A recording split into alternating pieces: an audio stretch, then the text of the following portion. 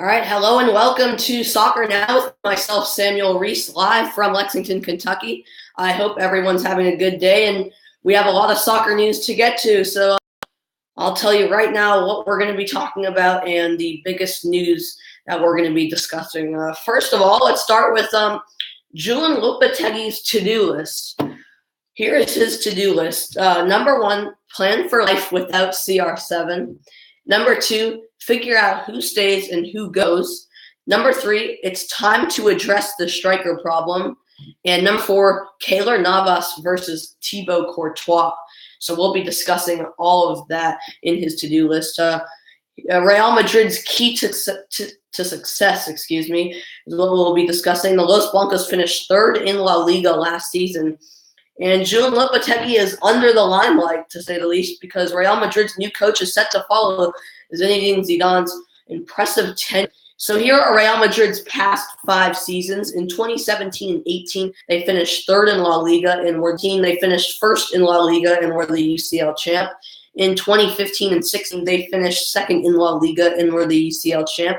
In 2014 and 15, they finished 2nd in La Liga. They were the UCL semifinalists. And in 2013 and 14, they finished 3rd in La Liga and were the UCL champ.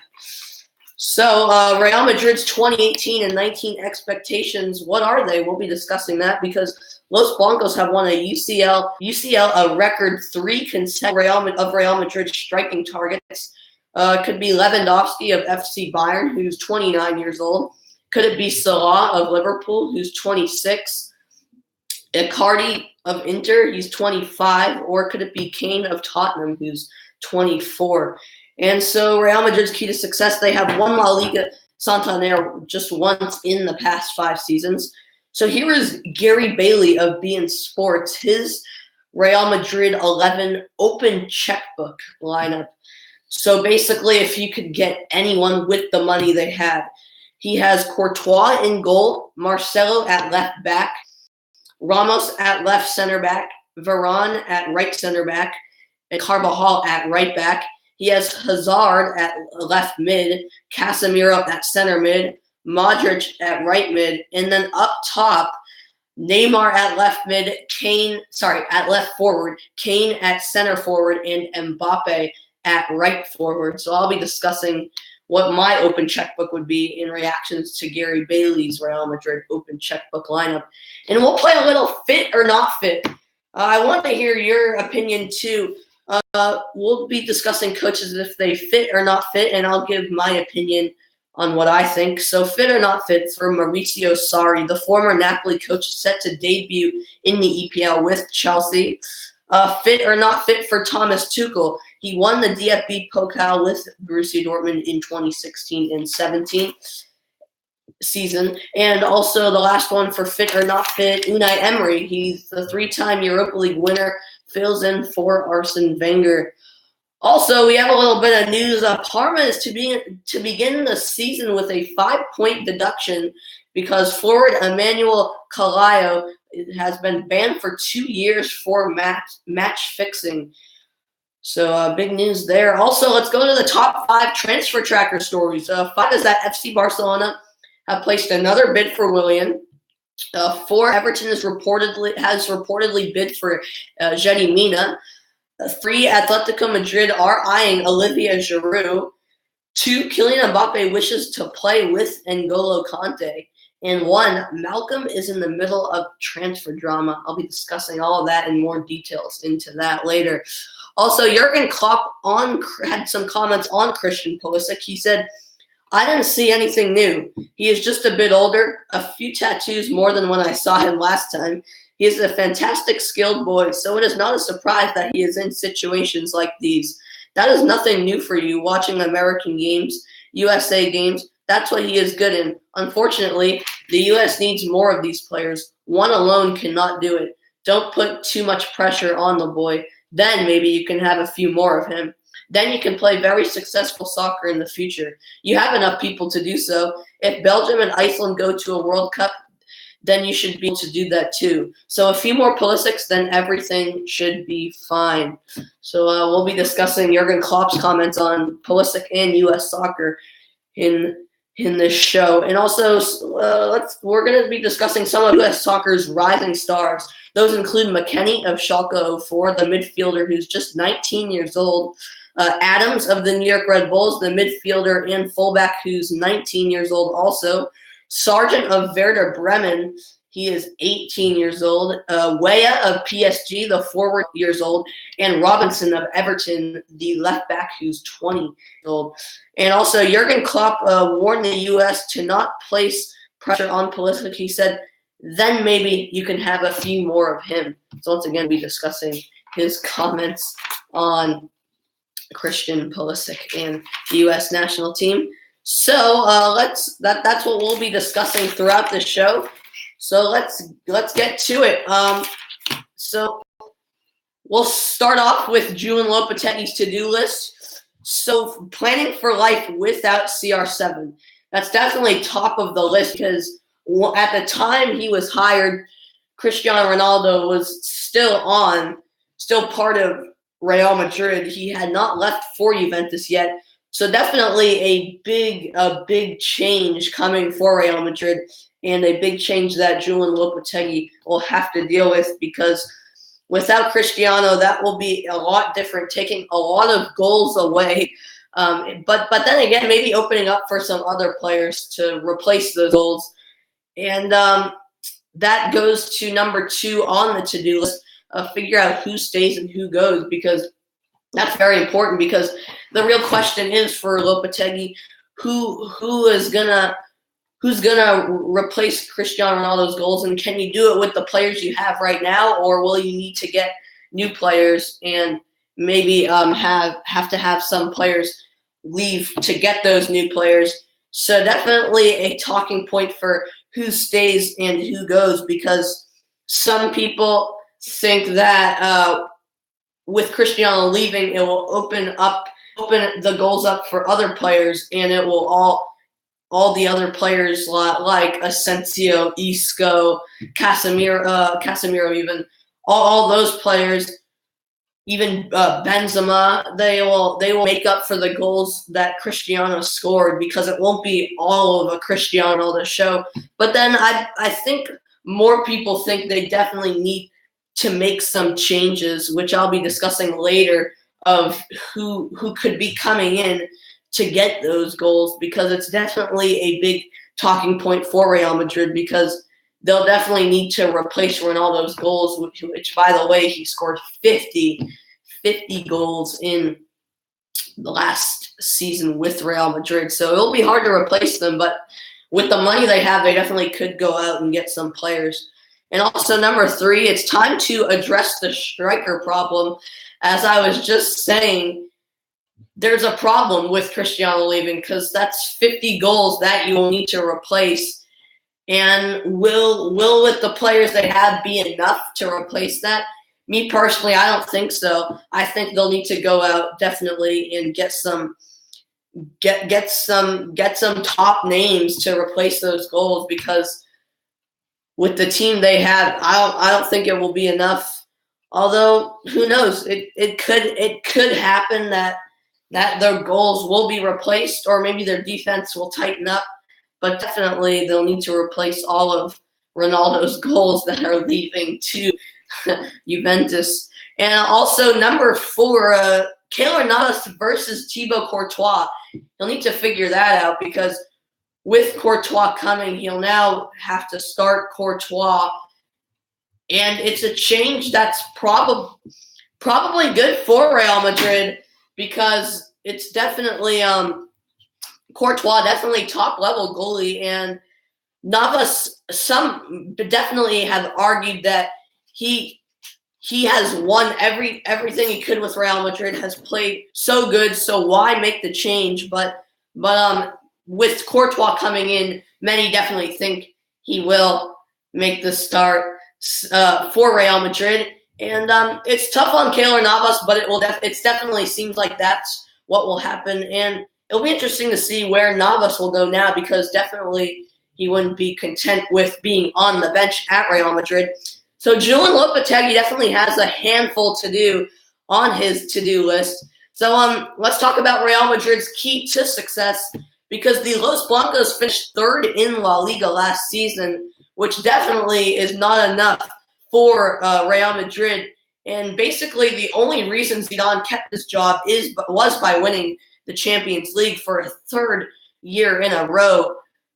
Not to mention that. And so, what are their keys to success? Because I definitely think I don't see them winning La Liga. I see Barca as the better team. So with Real Madrid, it's definitely basically the only way Lopetegui could keep his job is winning Champions League. So it's different with Real Madrid's key to success and Lopetegui's key to success in a way, because Real Madrid will fire their manager if they don't do good from Real Madrid's point of view, which is not winning Champions League or not Liga. So definitely their keys to success have to be to win Champions League, I think, because I don't see them winning La Liga, and I don't know if they can win Champions League with the new manager Lopetegui and without Ronaldo. And for a fourth year in a row, it's almost impossible, really, with other teams to do it again with other teams. They'll definitely want that Real Madrid streak to end. And I don't see it happening. So I see Lopetegui getting fired before the end of the season even. So who knows? I could be wrong. I want to be wrong. I am a Madridista, so I am a Real Madrid fan, so I hope Lopetegui will do good. But we'll see. So Julian Lopetegui is under the limelight because Real Madrid's new coach is set to follow Zinedine Zidane's impressive tenure, which will be hard to do. With Zidane, he won La Liga and won 3 Champions League titles, and that's not an easy thing to do as an ex-coach. So he's going in a really hard. He's going into a hard situation, a hard job, but hopefully he'll do all right. But it will definitely be hard for anyone. Well, specifically, maybe if it was, in my opinion, for anyone really, it would be following in Zinedine Zidane's being the next coach after Zinedine Zidane was always going to be very difficult, because what he did is almost impossible to do again. So it'll definitely be interesting to see how Julian Lopetegui and Real Madrid do this year. But he definitely has a lot on his hands because they have definitely are put in a tough situation, because with Zidane stepping down, Cristiano Ronaldo leaving, it'll definitely be interesting to see. But if they get a top name, which we'll be discussing later, who knows? It will maybe be fine for Real Madrid. And I'll be discussing the open checkbook lineup, which would be an amazing Real Madrid lineup, really. So it'll be tough for Lopetegui, and I don't think anyone else would want that job right now, because he is being put under a lot of pressure, to say the least. And it will be definitely interesting to see how Real Madrid do in this La Liga season and Champions League, definitely without Ronaldo. So speaking of Real Madrid and their success in the last couple of years, let's look at their past 5 seasons. So they were the UCL champs 4 out of the 5 last seasons. And that one season they weren't champs. They went all the way to the semifinals. But they only won La Liga once, the 2 years finishing in second and 2 years finishing in third, including last year. So definitely a lot of Champions League success, but La Liga is definitely where they need to improve, because Real Madrid, they definitely have had success in Champions League. It's phenomenal what they have done, winning 4 of the last 5. But if La Liga is definitely the real test, because it's a very long season, a lot of games, and you have to stay consistent over the whole year. So it will definitely be interesting to see if Real Madrid can do better in La Liga. I don't think they'll do any better than they did last season. I even see Atletico finishing in front of Real Madrid. Sorry to say, but I do think that. So, what are Real Madrid's 2018 and 19 expectations? Because the Los Blancos have won UCL a record 3 consecutive times. So what are their expectations? Can they do any more than what they have done? So I definitely think their expectation is, I feel like they have to win Champions League in order for Lopetegui to stay, because once again, as I said earlier, I do not see them winning La Liga personally, but we'll see. So their expectations are definitely tough. I'd say at least make the Champions League final for their expectations, because it won't be easy. That's at least to say. Probably the hardest expectations of any team this upcoming season in any of Europe's top leagues, really. And so it will be tough because I see Barcelona as the better team. So in La Liga, I don't think they'll win. I don't think they'll win La Liga. So they'll have to put everything out for the Champions League if things go as I think they will, and it will definitely be interesting to see how Real Madrid does and if they meet the tough expectations they have. And many don't think so, because, including myself, because the expectations are definitely not easy for this team. So yes, so that's some Real Madrid discussion there, and also, if they want to meet those expectations, who could their striking targets be? Because many think, including myself, that they'll need to get some big names to come in to replace Ronaldo's goals. So could it be Lewandowski, Salah, Icardi, or Kane? Any one of those would really be a big pickup. Lewandowski, definitely plenty of league goals. They definitely helped them he definitely helped them in La Liga, I think, with the incredible amount of goals he scored. But Champions League, not so much. But maybe La Liga is where they need to maybe come out victorious, because that's where they've struggled in. So Lewandowski, definitely an option. But at 29 years old, he's getting up there. But so there may still be some better options. Also, Mo Salah, he's probably the best option for a striking target, in my opinion.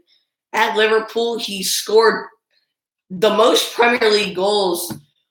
He got the Golden Boot in the Premier League and scored plenty of Champions League goals too. So, and he's just 26. So he'd fit Real Madrid the best, I think, getting them the most goals to try and replace Ronaldo's goals, as hard as it is. So definitely that's a discussion point. Could it be Icardi? He definitely, at Inter, he's 25 years old, so definitely still a good age. But he's scored he scored a pretty good amount in Serie A, but he hasn't had any Champions League experience. He's just played in Europa League and wasn't even in European competitions last season. So that would definitely be a concern, but who knows? He hasn't played in Champions League, so it would be really a question mark to see how he would do in European play for Real Madrid. But definitely an option. The last option, could it be Harry Kane? He's obviously at Tottenham. He's just 24 years old. A lot of people forget. And he scored definitely a lot of league goals and pretty decent amount of goals in Champions League play. So Kane could definitely be an option, but in my opinion, I see Salah as the best option. So they have a lot of targets they could get. They definitely have the money to do so. So let's see if Real Madrid gets any of them before the transfer deadline is done. So going back to Real Madrid's key to success, they have won La Liga Santander just once in the past 5 seasons, as I was talking about. So to win La Liga is definitely one of their goals, because they've just won once in the past 5 seasons. League play not being their success in the last 5 years. Definitely Champions League being their focus, their focal point. Maybe winning La Liga would definitely be something they'll try to do as their key to success. But it will be difficult with Barcelona, even Atletico Madrid.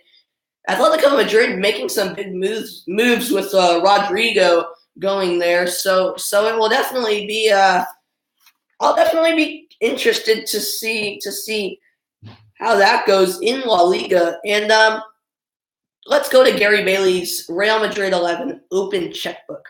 So he has Real Madrid picking up Hazard, Neymar, Kane, and Mbappe. So definitely Hazard helping in the midfield, and then up top with Neymar, Kane, and Mbappe.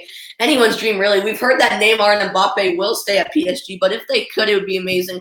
And a lot of people think Harry Kane will stay at Tottenham. But what a lineup that would be for Real Madrid if they could get. They definitely have the money to do so, but it's really up to the clubs with those players if they would allow them to go there. And I think they would if Real Madrid offered them a lot of money, and Real Madrid could definitely do so. But it would definitely be a really good Real Madrid lineup. Definitely replacing the Ronaldo goals. They'd be fine there. And probably what Lopetegui has been dreaming of. but obviously never happening. But still could get Hazard, possibly Kane, but Mbappe and Neymar not for now. Maybe next summer. But I feel like Mbappe or Neymar, one of them would stay. And I feel like Mbappe would be the one to stay at PSG just because of where he's from and he's so young and everyone loves him there. And Neymar, I feel like Neymar would be the one to go to Real Madrid, but we'll see. So as I said earlier, let's go to some fit or not fit. Maurizio Sarri coming from Napoli to coach Chelsea in the EPL. I say it's not fit because I don't see it being the right coaching change for Chelsea because he doesn't speak a word of English to start off, and he'll need a translator, and he's in a completely new environment than Serie A, and in the English Premier League, it's the toughest league in the world, many would say, and the best league in the world. And I don't see it being the right environment for him and the right coach to take over the situation Chelsea is in. But we'll see. I could be wrong, but it will definitely be interesting to see how Maurizio Sarri does taking over Chelsea. And definitely a talking point. So fit or not fit for Thomas Tuchel. He just won one title, which was the DFB Pokal with Borussia Dortmund in 2016 and 17. But I say not fit because the key thing for him is that he's so young. He's such a young coach, and he's taking over a locker room with a lot of ego with Neymar and Mbappe and so many stars and only winning one title at Dortmund. I don't think it's the right fit for Dortmund, but we'll see with Thomas Tuchel taking over. I don't see it being the right fit for them. And last fit or not fit, Unai Emery. He's a 3-time Europa League winner, and he does fill in for the great Arsene Wenger. I say it depends what view you're looking at. I'd say if you want to win European competitions as an Arsenal fan, then it's a fit. If you want to win the league, the Premier League, I say it's not a fit. So it depends what perspective you're looking at, really, because he definitely has European competition experience in winning European competitions, and he'll definitely make Arsenal a better team in the Champions League and make a deeper run, obviously, than they did even playing in Europa League last season. Although they did go pretty far in Europa League, he'll want them to go further in Champions League. But in league play, when he was at PSG, it wasn't the best for him because when he coached at PSG, he obviously Monaco won the league last season, and he couldn't keep a consistent team with PSG. So over that long course of the Premier League season, I don't see him battling for a top spot in the Premier League.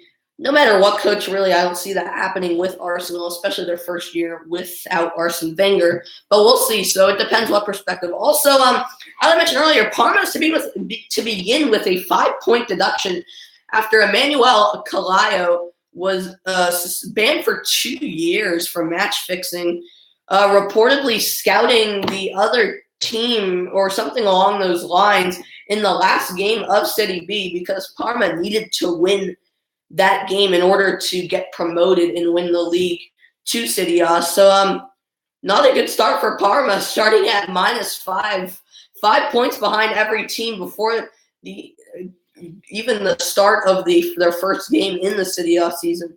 So not good news for Parma.